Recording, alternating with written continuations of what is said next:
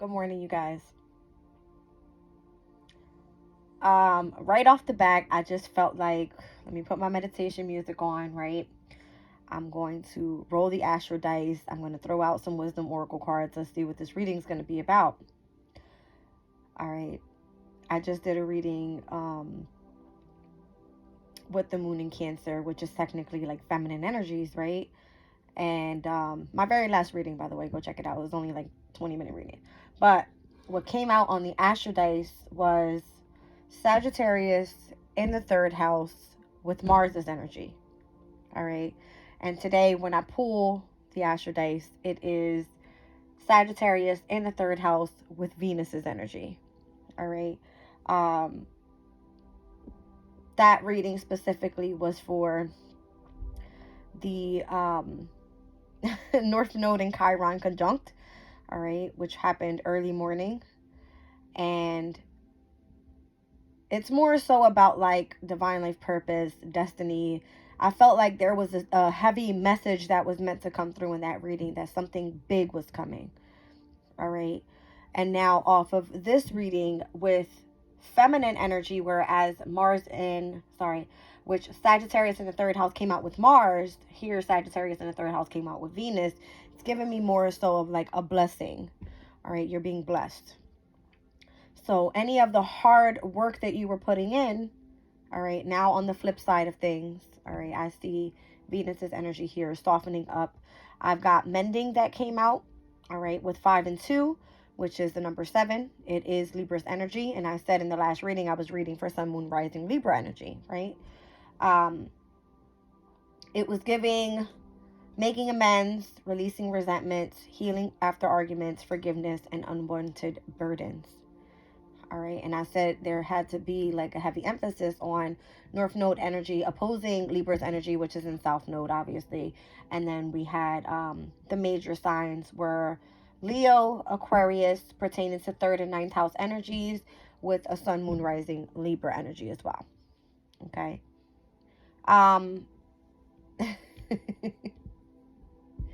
We are currently in Pisces season. Energies are definitely a little bit more easygoing. All right. It's mutable energy. All right. So it's very flexible. It's adaptable. Or you should be. All right. So what came out here was card number 16. It says a need to see beyond the superficial. All right. This is you realizing that everything that glitters is not gold. All right. This card is specifically called All That Glitters. All right. Says this is trying to be something that you're not. And I've consistently said throughout most of my readings where the mask was needed to be taken off. Okay. Here I have number 27. All right. Law of giving and receiving, weighing costs and determining values, opportunities that are being offered. This has to do with currency, gifts, and trade-offs. All right. So this is definitely giving me Taurus's energy, which is Venus's energy, right? It's giving me where there's an equal give and take. All right. There is a little bit more being offered pertaining to feminine energies, is basically like love and gifts. And I mean, we just went through Valentine's Day. It was a very rough Valentine's Day, right? So now at the end, I pulled number 22, which is the blessed card. All right. So this is something wonderful that is unearned and unexpected. All right. So grace that is an unforeseen gift from spirit. And this is a unique and a sacred partnership. So the reading was giving me partnership. It was giving me Libra's energy. It was giving relationships, partnerships, contracts, commitment. All right. So again, if this has to do with what I was getting in the last reading, it has to be with something being offered to you, some sort of commitment. If you are on some sort of spiritual journey, if you are in college, if you're doing some sort of higher learning, if it has something to do with spirituality, belief system, that type of thing, because of the opposition that I kept getting, something's being offered to you here. All right. It's basically something wonderful that's meant to come in. It is a blessing. All right. You are or have been in the energy of equal give and take. All right. So giving and receiving. And you've realized in the past that everything isn't gold. All right. You've had to mend a lot of, fences pertaining to burdens in the past, difficulties in the past, barriers in the past, with whatever that may be for you. All right. But I'm seeing that the major thing here with the overall energy, seeing the before and after pertaining to like the Mars and Aquarius and the Venus and Aquarius energy, with now the North Node and Chiron conjunct, seeing the before and now the after. It's basically clarifying where we're going collectively. All right, stepping out of the heavy masculine energy, which is more so fixed energy. Now we're going to start stepping into that mutable energy where we're now in Pisces season. Full moon in Virgo is coming up on the 24th. Today is the 20th, by the way. So a little bit more easygoing energies is what I'm seeing so far. All right, so 22, 16, 27, and 52 could be significant for you guys. I just wanted to pull in overall and give you what I was feeling with the energies. All right. Interesting. Today I'm drinking peppermint tea. I don't know why, but it's good. All right. It's giving me like a Christmassy vibe. I don't know. Exchanging gifts, right? I don't know what that was all about. All right. I've got Aries in the 9th house here with Mercury's energy. Interesting. Mercury rules the 3rd house, which again is the opposition of the 9th and the 3rd houses, right? But here we have Aries in the 9th. So that means that Libra would be in the 3rd, giving me, what is that? I'm saying Cancer's energy. Is it Cancer? Leo? I think it's Leo. Leo. All right, so Sun, Moon, Rising, Leo energy is what I'm getting now with Mercury energy here. All right, but again, the emphasis of the 3rd and the 9th houses. And I said specifically that the major signs I was getting for that energy was Aquarius, Leo, and Libra. All right. Aquarius, Aries would be your 3rd house. Aquarius, your opposing sign is Leo, meaning that if the North Node for Aquarius is in the 3rd, the opposing energy for Leo would be in the 9th with the North Node. All right. So Leo, your North Node is saying that your 9th house is very specific right now pertaining to spirituality, and it has to do with Mercury's energy, which is communication coming from abroad. All right. This can be from higher forces. All right. This can be from foreign people.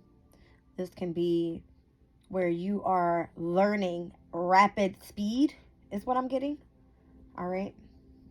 Mercury is currently in Aquarius as well, so it is in a very intellectual sign. All right, so these energies are this trining.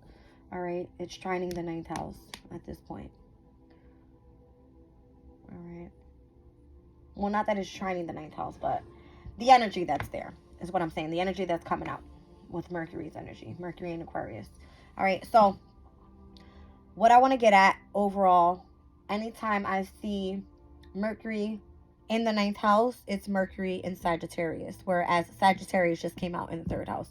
The opposition is what I'm saying, guys. So Jupiter's energy, Mercury's energy being very significant in the reading pertaining to the following energies. It's giving me Jupiter in Gemini and Mercury in Sagittarius. All right, Jupiter in Gemini is a current transit coming up May 25th of 2024. All right, and that card specifically represented by the 8 of Swords in the minor arcana speaks about being mentally entrapped. All right, being in an area of black and white, not being able to pretty much see a clearer vision of where you want to go. All right, but Mercury in Sagittarius is saying that there is specific messages that are coming through for you. This can be synchronistic signs and symbols. This can be, you know, where it's fast incoming communication where you're meant to tap in. All right, and this can technically mean like business travel if you are doing some sort of spiritual work and tapping in from abroad. All right, let's see what comes out of the astro codes here. Down at the bottom of the deck, North Node.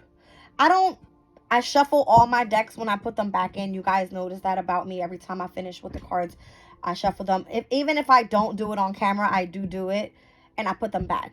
So I'm drawn to a specific deck, and just happens to be that North Node is right there. All right, Aries came out on the dice here, and there's Sagittarius. I don't make it up. All right, so the North Node in the 9th house. This is Aries energy in the 9th house. It just came out. All right, it's just the energy, guys. All right, let's see. I just seen Juno, which is the asteroid of partnership, marriage. All right, it's pretty much like a commitment. Juno is currently in Virgo. All right, I believe it's still retrograde up until March. No, when is it? Juno goes direct April 21st. All right, which is it.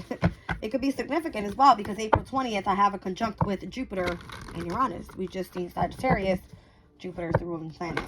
All right. I don't know why that's significant, but anything that I see is interesting. I just seen conjunction with Chiron. All right. So this has a lot to do with the energies here. All right. Let's see what we got.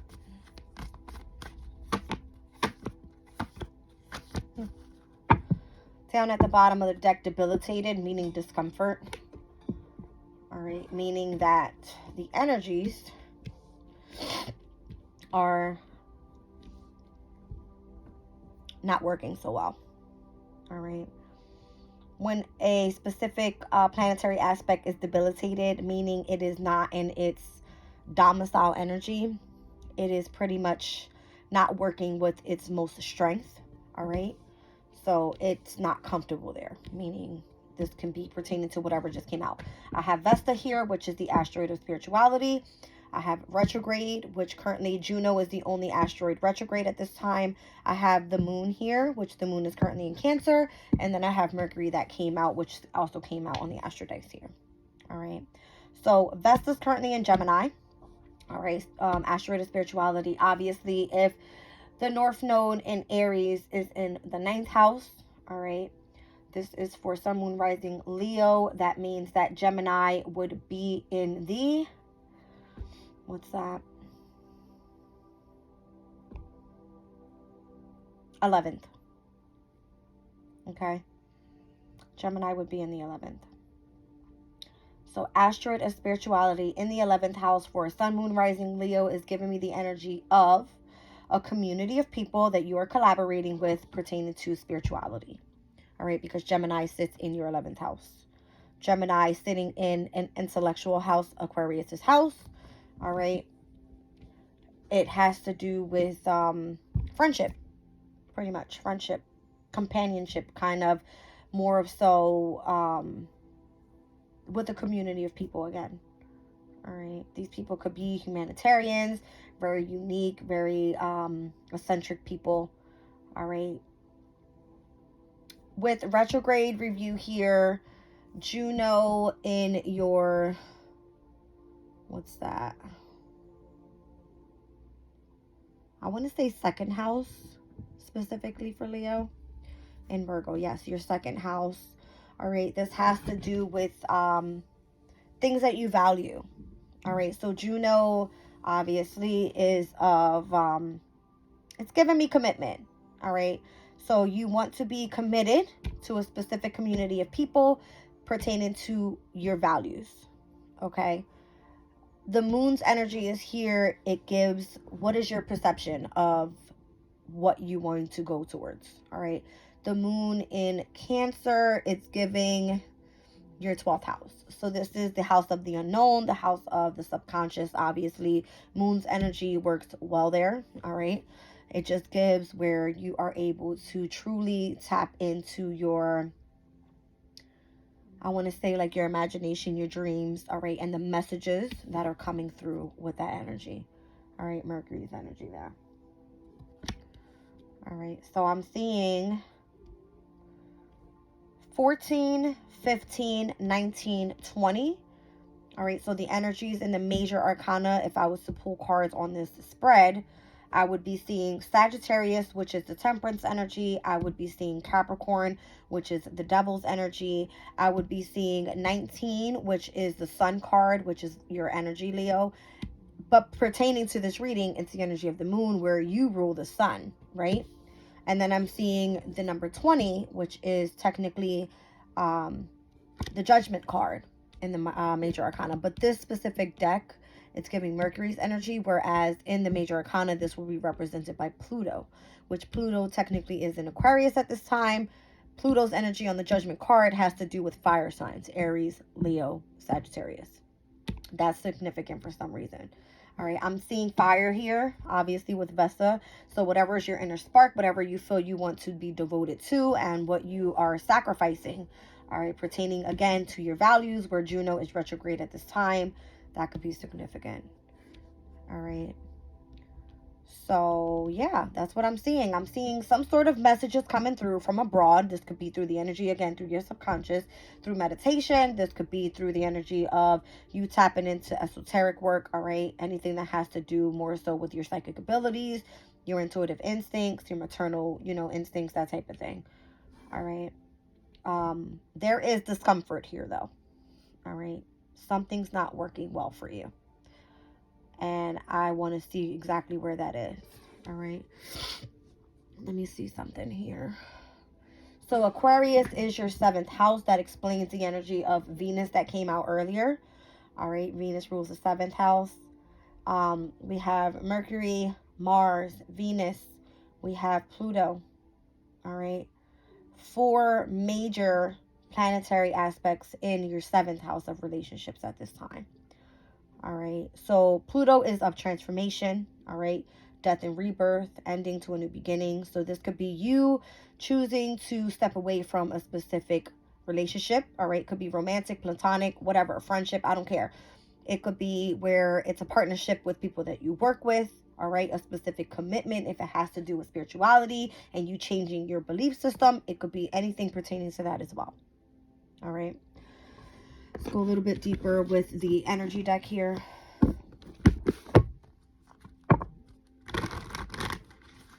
It might feel uncomfortable for you with this change. All right. Especially because all personal planets are in your 7th house. So there's a heavy spotlight there, right? With Pluto's energy. It's pretty much saying like something has to change here. Something.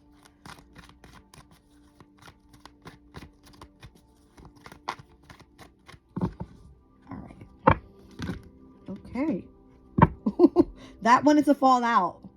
Anxiety and angel of strength. It's almost like give up what's no longer serving you and what's keeping you in this mental entrapment, right? I just said Mercury and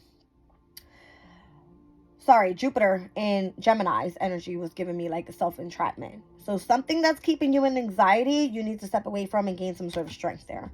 All right. On the other side of that, I'm seeing cornucopia. All right. So again, it has to do with 11th house for you. All right. And that is Gemini's energy. Yep. So when Jupiter hits Gemini, there's going to be a heavy focus there. All right. With Vesta and Gemini right now, coming out here on the spread, asteroid of spirituality, it has to be something that literally sparks you up. You see what I'm saying? Door to romance. It has to be something that literally sparks you up from within.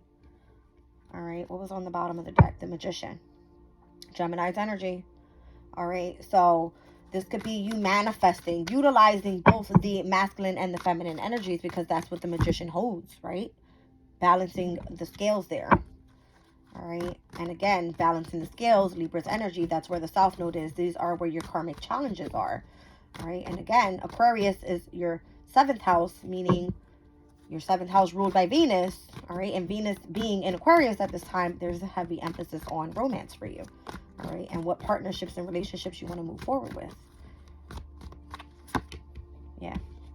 This could be with a woman holding a heart. This card specifically has to deal with family, love, or emotions. This could be a new love interest coming your way, a specific friend, anything like that. But again, I got it with retrograde. So Juno being your 2nd house, all right, it has to be with something that you value, someone that you value, all right? And again, 2nd house and 7th house are both ruled by Venus's energy, all right? There's some sort of communication that's meant to come in for you. All right. I was seeing Mars on my last reading. I got Venus when I did my first roll. And now I got Mercury on my 2nd roll for today. All right. So personal planets are in your 7th house. All right. Let's see what's going on with your 12th house here with the moon. What's this? Okay. There is 3 cards here. All right. So Healer of the Ages.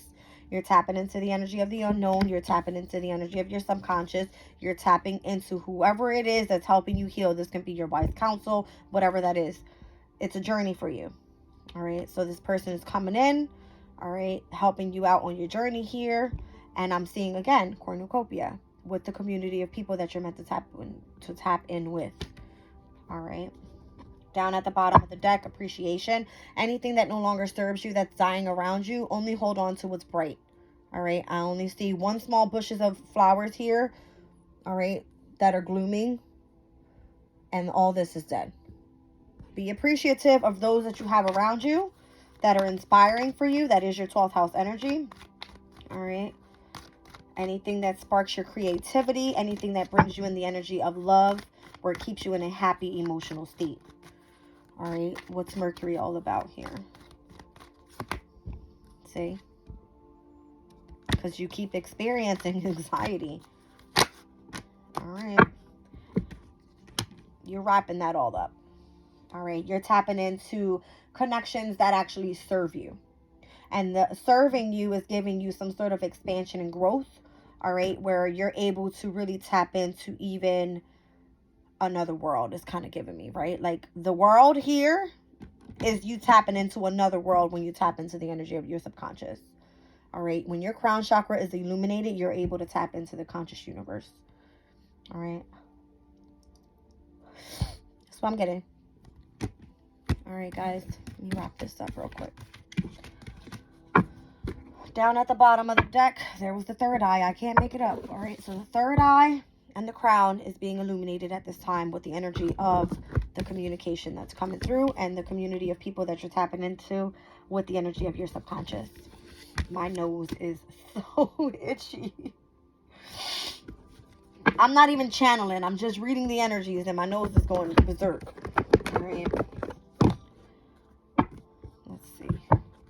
So, guys, I mean, I feel like everyone at this time is being tested. That is so crazy. I just pulled this deck and the North Node was on the bottom of the deck. I just shuffled and now it's the South Node there. Something pertaining to Libra's energy and partnerships right now, all right? So what I was going to say is changes are happening, all right, for everyone collectively in different houses, all right, pertaining to, you know, the astrological Leo and where the transits are happening for you. All right, so Leo, right now is a heavy emphasis on and a spotlight on, you know, your 7th house. All personal planets there, Pluto's there, and then we just had the sun move into your 8th house, which is all about transformation. All right, the sun in Pisces is a water element. With being in a house of Scorpio, which is another water sign, it's sharing that fluidity within your emotional state. All right.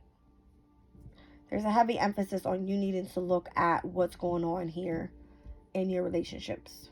All right.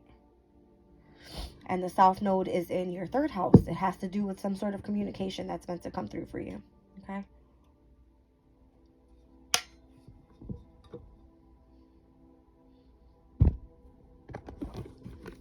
Let me just pull the Moonology card. I see Scorpio on the bottom of the deck with fixed moon. All right, so the next moon in Scorpio could be significant for you.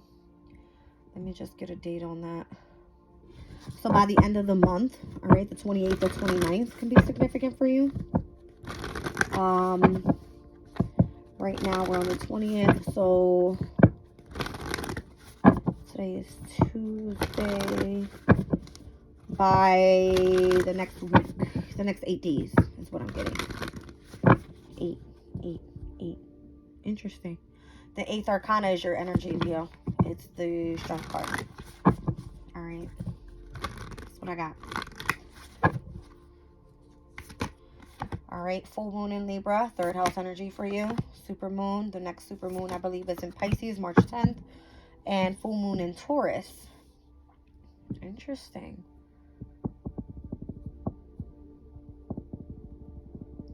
That full moon in Taurus doesn't happen until Scorpio season. All right. Leo, Taurus for you is going to be your 10th house energy of career, public image, professional aspirations. Jupiter is currently in Taurus, and so is Uranus. All right, Uranus, the ruling planet to your 7th house, is in your 10th. So this is a partnership with career that you're looking at. And it's tapping in with Venus's energy here, Libra. All right, which technically is your 3rd house and your 10th house. Whew. Emotions are running high. And there you are at the bottom of the deck. Full moon in Leo. All right, let me just get a quick spread. Taurus and Libra here, Venus. Emotions are running high. And again, it has to do with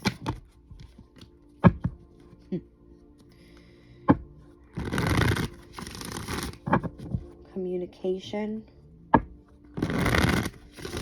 within your partnerships, pertaining to your career, or the changes that you want to make in your career.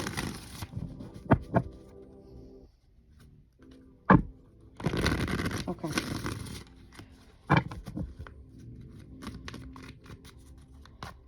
I want to get a little bit of information here pertaining to Libra's energy.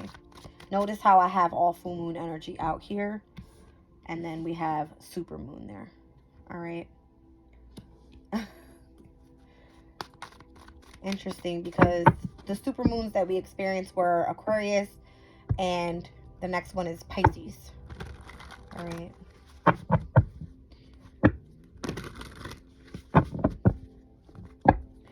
If you guys remember back in August of 2023, we had a full moon in Aquarius that was a super moon, and then we also had a full moon on August 31st in Pisces that was also a super moon. All right. I find it interesting where the full moons back then are now in opposition to where the new moons are happening now, right?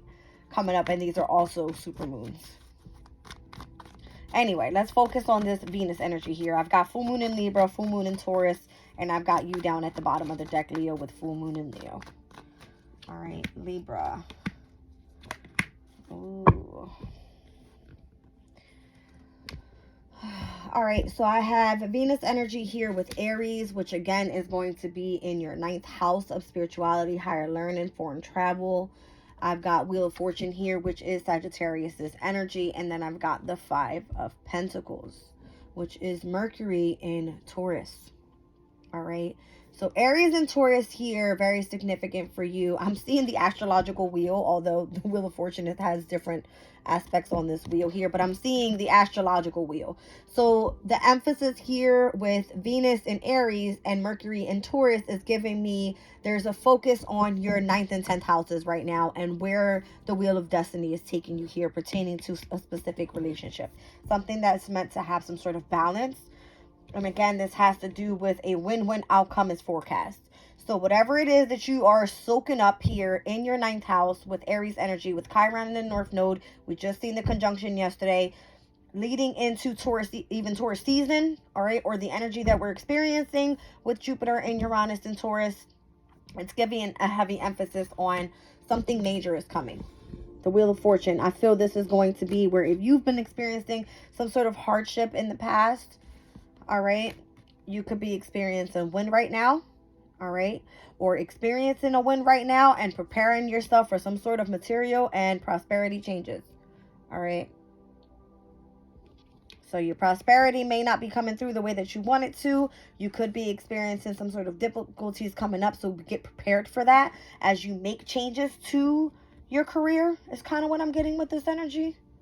All right, but right now you are more so in the spotlight, coming into union with the community of people. This is the card that represents 1111, so it has to do with maybe some sort of wish that you made. All right, this is giving me Magician's energy. 1111 is all aces in one card. All right, so it's the Ace of Swords, the Ace of Wands, the Ace of Pentacles, the Ace of Cups. This is something new for you. All right, a brand new beginning, and it's happening in your 9th house. All right. That's what I'm seeing there. What's going on with this super moon energy? What's on the bottom of the deck? The Knight of Swords. It has to do with Aquarius's energy. I'm telling you, it has to do with all of the personal planets that are in Aquarius right now, all the fast moving, rapid changes that are happening for you right now with the energy of transformation, because Pluto's in Aquarius. This has to do with your partnerships, your relationships, any sort of commitment that you have. All right, it's changing your destiny at this time, and it looks good. It looks good. All right, just be prepared for some sort of material changes as well. All right, emotions are running high with supermoon.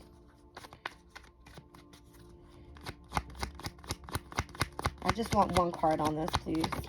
Okay, there's two. Here I have Venus in Aquarius with the Five of Swords, and then I also have the Nine of Wands, which is the moon in Sagittarius. All right. So Venus in Aquarius, there seems to be where you could have been dealing with some sort of conflict, all right, feeling defeated, feeling worn out, feeling like you are heavily burdened, all right, and that's actually came out in the cards of the Wisdom of the Oracle deck here, all right. So emotions running high, meaning you may not be mentally prepared for this, all right, but the moon in Sag always speaks about the energy of discovery, of adventure, of being optimistic and stepping and taking a leap of faith out there. All right, I feel that's just Uranus's energy. All right, Uranus's energy definitely sitting in your 10th house is saying expect change. All right, be expansive, be open to growth. All right, that's all I can say with that one. Down on the bottom of the deck, the High Priestess. All right, you can intuitively feel where you're going with this. All right, it should come natural to you only because it's coming through the energy of your emotional state, and that's what came out with supermoon. All right, so the supermoon's happening where we experienced one with the new moon in Aquarius, and then we'll have the other with the new moon in Pisces, which is on March 10th. All right, that's going to be significant, so get ready for this, guys. All right, full moon in Taurus. What's this? Ten of Swords. Some sort of difficult ending coming, all right, where you're going to be able to see the light at the end of the tunnel. This is the energy of the Sun in Gemini. All right, so if it's pertaining to something that you're doing communication wise, that's why the 10th house is being it's being illuminated here. This card specifically says your dreams need a practical plan. All right, so Taurus sitting in the 10th house, both earth elements, being very practical. All right, you need a plan here, if it's especially if it's pertaining to communication. All right, Gemini's energy. Let's see.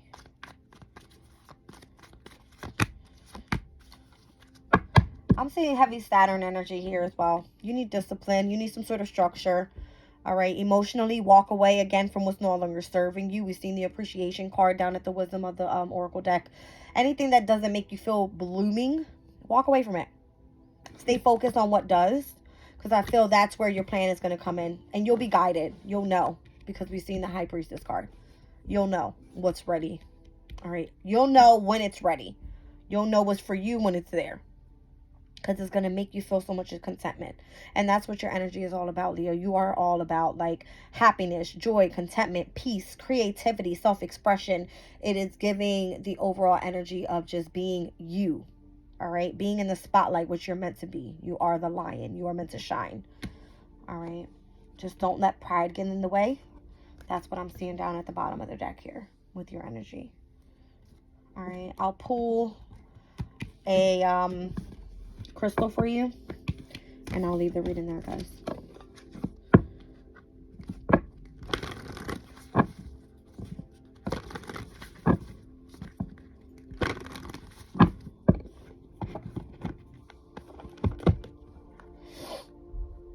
I find these readings lately to be very inspirational for those who are on their spiritual journeys.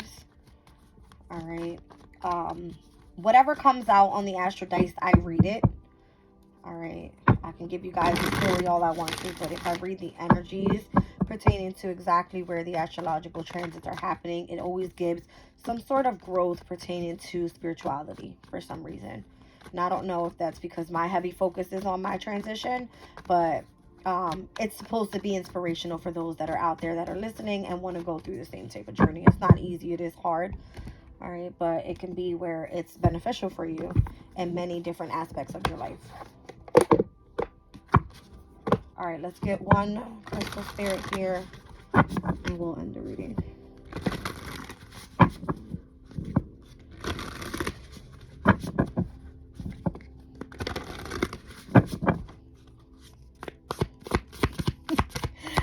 I'm interested to see what comes out. Okay. Citrine.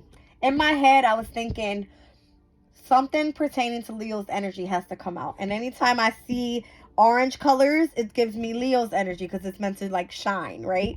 Citrine is like an orange. It's orangey. It's more of like the sacral color. All right. So it's creativity. It's almost like that intimate feeling that you have, right?